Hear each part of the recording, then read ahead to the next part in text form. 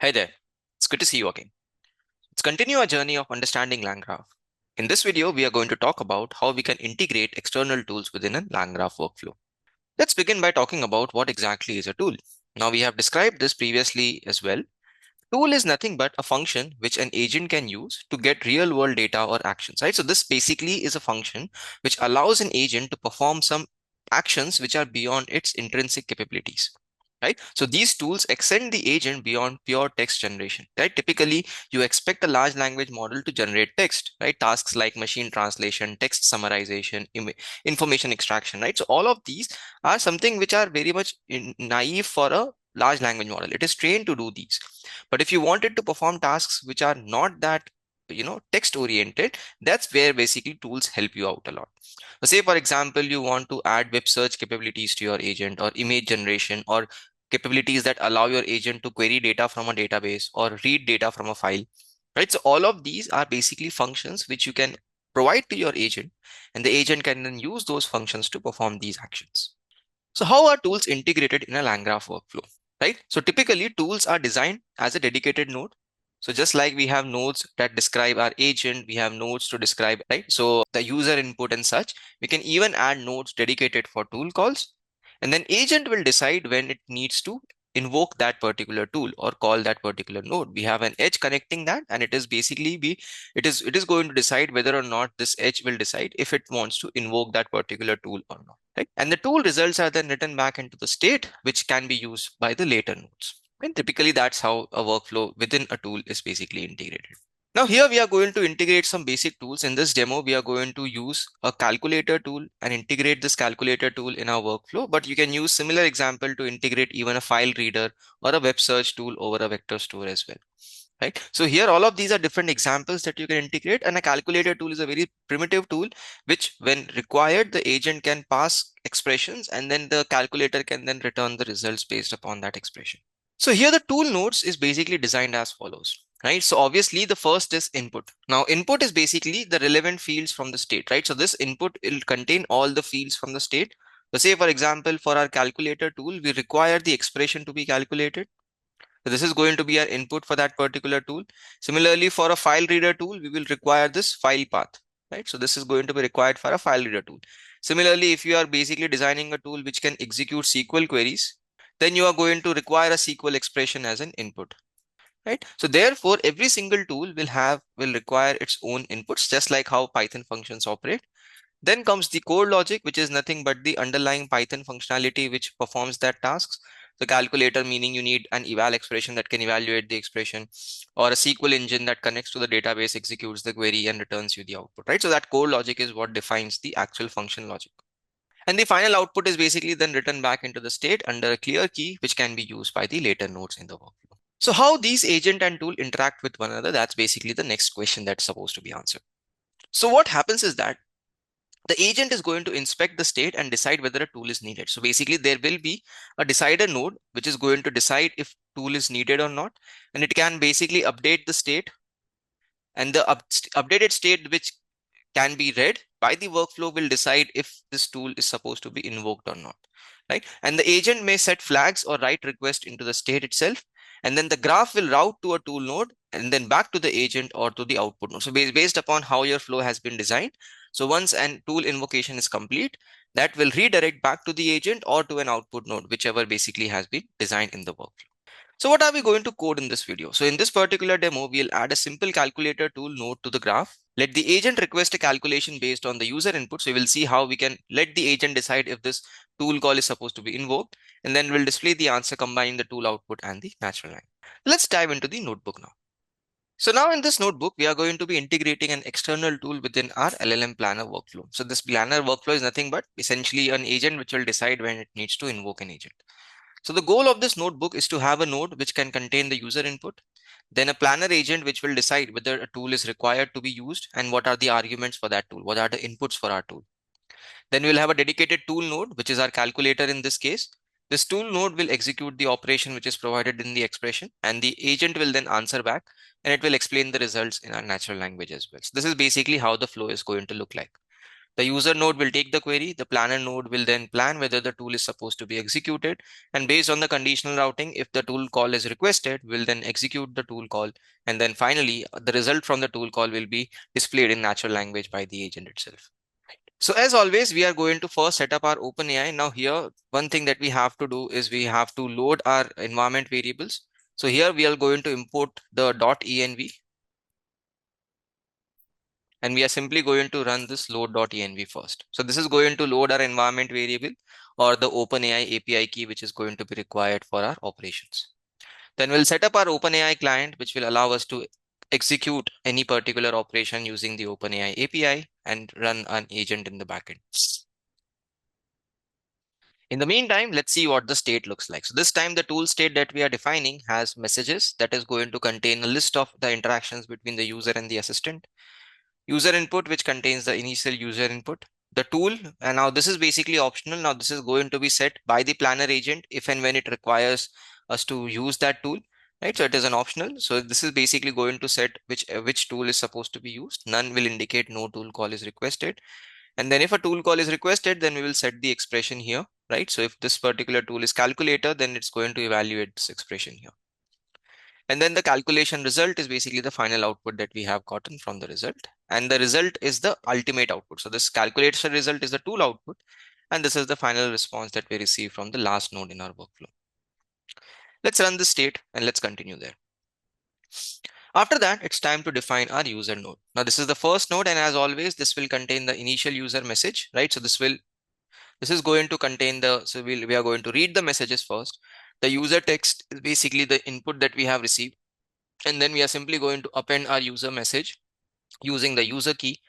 And then we are going to update the state with the updated messages here.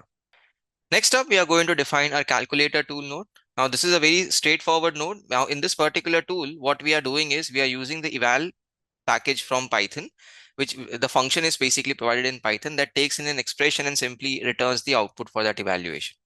Here we are defining certain basic operations that are supported. So addition, subtraction, multiplication, division, power, and a negative subtraction. Right, so all of these are available, and here what we are just doing is we are simply defining a function which is going to evaluate the different expressions, right? So this is essentially what we are going to invoke at the time of evaluating an input expression string, right? So all of these are expressions that can be evaluated, and that's what we are doing here. And then over here, this is the node tool node that we are writing. Now in this case, what we are doing is we are basically getting the expression first, right? So here from the state, we are getting the calculation expression, right? So this is the tool state. And the messages, we are getting the previous list of messages. We are then checking if the expression is existing or not. If there is no expression, then obviously there is no expression provided. But if it is there, then we are passing the expression to our evaluation function, which we wrote above, right? And then this will return us the value. And then we are simply appending a message from the tool call saying that the tool has evaluated the expression to the corresponding value. We'll then append the state by adding a new tool response, right? So just like we have response from the assistant, we have a response from the tool here. So hence we are appending that. And then we are returning back the updated state like any other node does. Then we have a planner agent node which decide if a tool call is required or not. So here this particular agent will decide if it is required to use the calculator tool or nothing else. So if you look closely here, there's a planner agent node, and this planner agent node will take the user input, and then we are getting a prompt. Like we are sending this prompt to the agent. We are saying to the agent that you need to decide if you need to use a tool based upon the user input, right? It has two tools, right? So in this case, it has a calculator tool available. Now, in this case, this tool is supposed to be invoked when the user asks us to compute a numerical expression, right? So whenever the user has given us to compute something, we are going to invoke this calculator tool. Then we are giving what the user question is. And after that, what it needs to return back. So it needs to return a JSON object, which contains the tool key that contains either calculator or none, and the actual expression which is supposed to be, executed when this particular tool is invoked. Right. So here you can see we are then asking the model to complete this response. We are setting up the system role, right? So the input and everything, prompt and all are going in, right? And then finally, in this case, we are letting the message to complete. And then we are then loading the JSON which we have received as an output, right? And after that, we are simply getting the two keys which we are getting the responses. So tool key to let us know which tool is used, and the expression key to let us know what expression is supposed to be invoked. And then finally, we are setting a response from the planner side here and letting the agent and letting the messages append itself in order to know what is the next plan of action. We'll execute this as well. And finally, here, this is the last and final tool answer. This is basically going to finally give us the answer back, right? So here, this is an OpenAI chat model to format the final response. So if the calculated result is none, it means that there is no response as such, or else we are then going to, create a user query, and we are using another model to basically summarize what the output looks like. And then an answer agent node will essentially answer us back based upon the user input.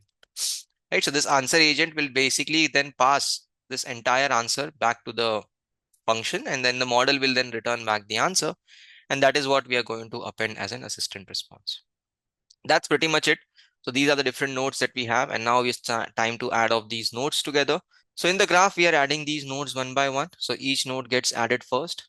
The entry point is set to be the user node, and then we are adding an edge between user and planner. So every time we have an input, we are going to plan what's supposed to be done next. So hence a definitive edge between these two.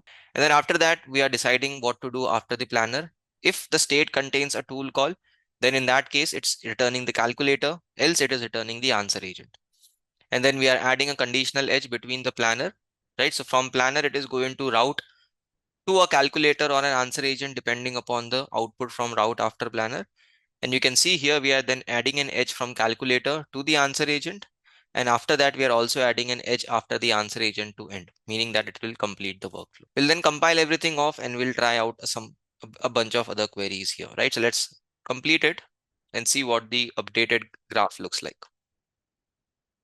And now you can see clearly that we have basically the user input going to the planner. Planner decides whether to invoke the calculator or not. After invoking the calculator, the answer agent then summarizes the response. If this calculator is not required, the flow directly goes from the planner to the answer agent, right? So that's basically the workflow that we have created. Then we have a couple of queries that we want to try out. So here the first query is an expression and the second query is just a chit chat, right? So it's not nothing specific to a query as such. We'll iterate through both of them and see what the responses look like. Right, so this is the first input that we gave to our agent. And let's see what the sequence of flow looks like.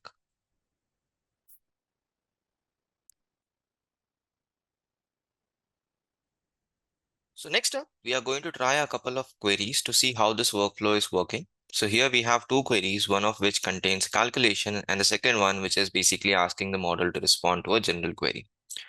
Here we are going to iterate through both of these queries, see what the state looks like, right? So here we are going to initiate the state, get the result back from the workflow, and then iterate through every single message from the response, print out those messages and see what the result tool actually looked like, right? So we'll see what the tool call was and the final result, which is after the tool call got finished.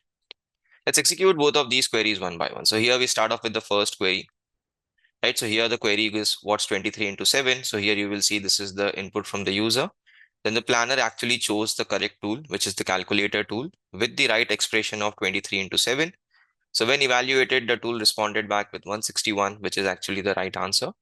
And then the assistant then summarized the result here in natural language based upon the result from the tool call. The second query was just tell me about something. All right, so it's about LangGraph, wherein the planner then just did not choose any tool because obviously there is no calculation involved here. And the assistant then simply summarized the result, right? So assistant then told us that LangGraph is a tool designed to natural language processing that helps us create and everything else, right? So this is the final result which is generated. And that's how typically tool calls work and how we can integrate tools within an existing workflow within LangGraph. As an exercise, we have options to add additional tools for you to practice, right? So you can add more tools that can do vector search, convert temperatures, order lookup, right? So these are some basic things that you can do to practice it more. That's all for this session. I'll see you in the next video. Thank you very much.